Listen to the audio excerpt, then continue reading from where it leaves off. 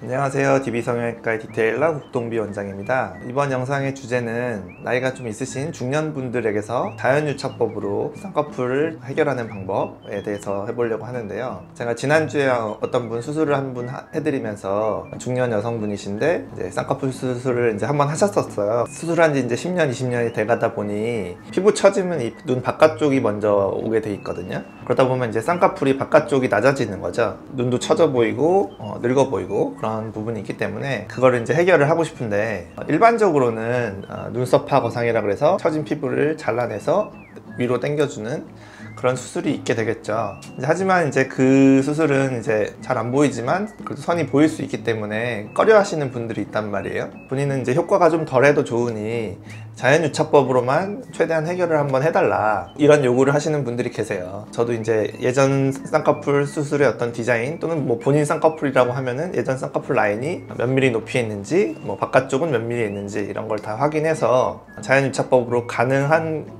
케이스라고 하면 최대한 그런 방법으로 해결을 해드리려고 하고 있거든요. 어떤 분들의 경우에 그런 수술이 가능한지, 이 수술의 어떤 효과나 한계는 무엇인지 그런 걸 한번 소개해 드려 보도록 할게요. 첫 번째 케이스 보시면 이분이 이제 제가 지난주에 수술을 해드렸던 분인데 이제 50대 여자분이시고 쌍꺼풀 수술을 한번 하셨는데 대략 한 10mm 정도 높이의 쌍꺼풀이 균일하게 되어 있었어요. 그래서 눈동자 가운데도 그렇고 바깥쪽도 그렇고 10mm 정도 높이의 쌍꺼풀이 되어 있었는데 나이가 들다 보니 쌍꺼풀 위쪽 피부가 이렇게 처져서 바깥쪽 쌍꺼풀이 낮아 보인 거죠. 디자인을 확인해 보니까 이제 10mm로 균일하고 이제 자연유착법으로는 한 12, 13 정도까지는 올릴 수가 있기 때문에 이분이 이제 확고하게 자연유착법으로 해결하기를 바라셨기 때문에 이 수술의 한계에 대해서는 충분히 설명을 드렸어요. 눈썹화 거상을 하지 않으면 이 쌍꺼풀 위를 덮는 피부는 어느 정도 있을 것이다, 이렇게 설명을 드리고 동의를 하셨기 때문에 진행이 됐고요.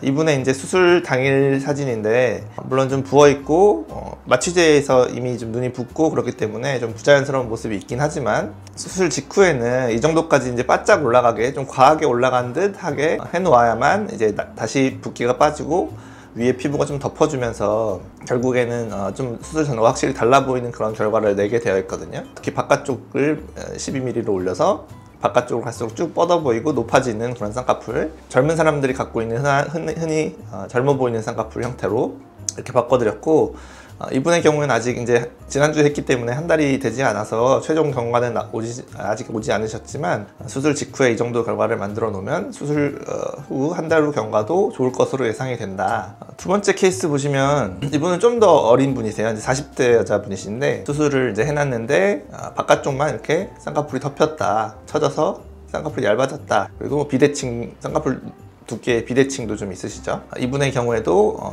눈썹화 거상을 하면 더 좋은 결과가 나오겠죠. 왜냐면 피부도 좀 두툼하시고 라인 위가 좀 무겁게 덮여있기 때문에 이걸 위로 쫙 펴주면은 들어 올려주면 훨씬 더 좋은 결과가 나겠지만 본인은 이제 아직 좀 어린 편이고 그 수술은 조금 더 나중에 하고 싶다, 자연유착법으로 개선이 가능하면 그렇게 해달라 라고 하셔서 라인이 이제 한 9mm, 10mm 정도 높이에 있으셨기 때문에 바깥쪽으로 갈수록 라인을 좀 높여주는 디자인으로 바꿔서 수술 직후 사진 보시면은 오른쪽 라인을 좀 더 올려서 대칭을 맞추려고 했고요. 한계는 있죠. 수술 직후에 좀 부어 있어서 좀 부자연스러운 모습은 있지만 바깥쪽으로 갈수록 쌍꺼풀이 넓어지는 그런 젊어 보이는 쌍꺼풀로 해드렸고, 이 정도 해놔야 이제 한 달째 경과 사진 보시면은 다시 붓기가 빠지고 좀 덮어줘서 그 자연스러운 모양이 돼서 오시는 거고요. 그래서 수술 전과 한 달째를 비교하시면은 처진 피부를 잘라내지 않았지만 쌍꺼풀이 올라가고 쌍꺼풀이 좀 더 보임으로 인해서 뭔가 눈 위쪽 처진 피부가 해결되는 듯한 그런 효과를 낼 수 있었던 그런 케이스죠. 경과 때 오셨을 때 그런 말씀을 하셨던 게 기억이 나는데요. 이제 제가 눈썹화 거상도 이제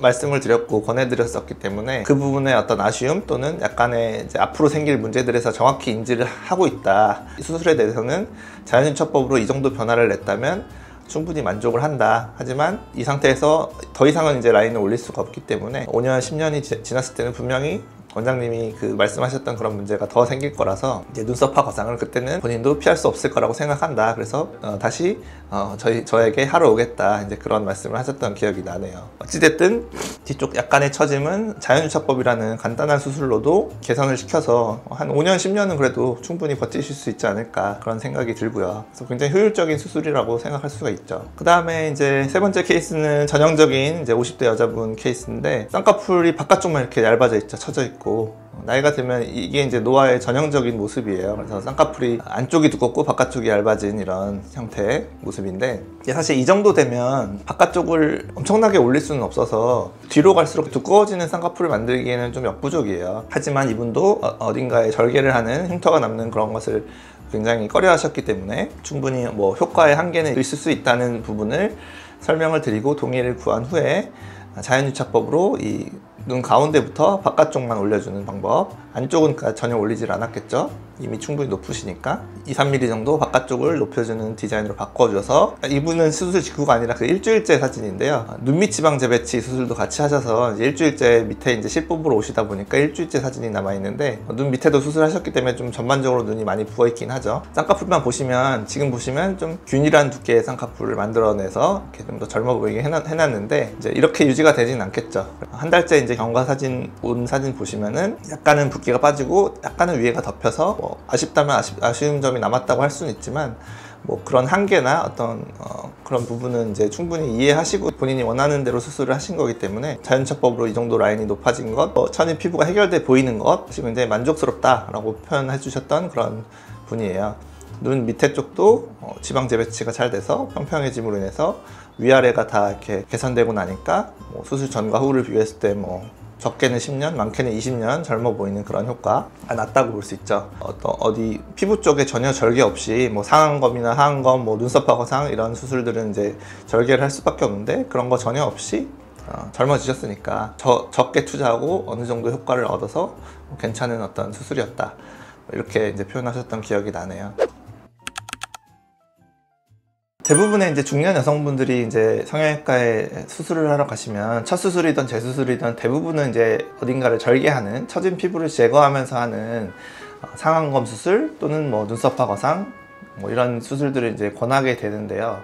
정답이라거나 꼭 좋은 결과를 내는 것은 아니거든요. 피부를 쌍꺼풀 쪽에서 너무 많이 자르게 되면 쌍꺼풀 쪽 피부가 이제 더 두터워 보이고 눈이 좀 무거워 보이는 그런 효과들도 나서, 좀 더 위쪽에서 당겨주는 방법, 눈썹화 거상 뭐 그런 걸 하기도 하지만, 그것 또한 눈썹 밑에 이렇게 희미하지만 그래도 선이라도 남을 수 있는 그런 가능성이 있기 때문에 또 꺼려 하시는 분들도 있고, 그래서 라인을 좀 올릴 여지가 있다면 자연유착법으로도 이렇게 개선시킬 수 있는 경우도 있다, 이런 부분을 좀 알려드리고 싶었고, 그런 대상자 또는 적합한 분이라고 한다면은 이제 본인 쌍꺼풀 높이가 10mm 이내로 잡혀 있으신 분들, 그래서 뭐 한 12, 13까지 높일 수 있는 분들, 눈 가운데보다 바깥쪽 디자인이 낮게 돼 있으신 분들, 오래전에 좀 그런 디자인이 유행을 했었던 것 같아요. 아니면 저보다 이제 한 20, 30년 연배가 높으신 선배 의사분들의 디자인이 주로 그런 적이 좀 있었던 것 같은데, 가운데보다 바깥쪽 디자인이 낮으면 젊을 때야 균일해 보이는데 나이가 들면 뒤가 먼저 처지니까 이제 더 취약한 거죠. 디자인 자체가 낮으니까. 그러니까 그런 경우라면은 가운데 디자인 높이는 그대로 놔두고 바깥쪽만 충분히 올릴 수 있는 여지가 더 있는 거니까, 그런 경우라면 이제 더더욱 자연유착법으로 개선될 여지가 많다, 이렇게 생각할 수가 있어요. 그래서 근데 본인 쌍꺼풀 높이 또는 디자인을 측정하거나 기억하시거나 이런 게 힘드시잖아요. 그것도 위치에 따라서 다 측정을 해야 되니까. 그래서 그런 부분이 이제 잘 모르시겠고 그러시면은 직접 상담을 오시면 제가 이제 가운데는 몇 밀리고 뒤쪽은 몇 밀리인데 뭐 여기 위치에 따라서 몇 밀리씩 올릴 수 있겠다, 그래서 뭐 도저히 안 되겠으면 뭐 눈썹화 거상을 같이 조합하는 방법도 쓰기도 하고, 이번 영상의 주제는 이제 자연유착법으로만 개선시켜 드리기 라는 것이고, 또 이제 조금 더 연배가 있으신 분들 또는 확실한 개선을 원하시는 분들, 그런 분들에 있어서 이제 눈썹화 거상이라는 수술을 같이 한 그런 주제에 대해서 한 번 더 영상을 찍을 예정이니까요. 또 관심 가져주시고, 네, 이번 영상은 여기까지 하도록 하겠습니다. 지금까지 DB성형외과의 국동비 원장이었습니다. 감사합니다.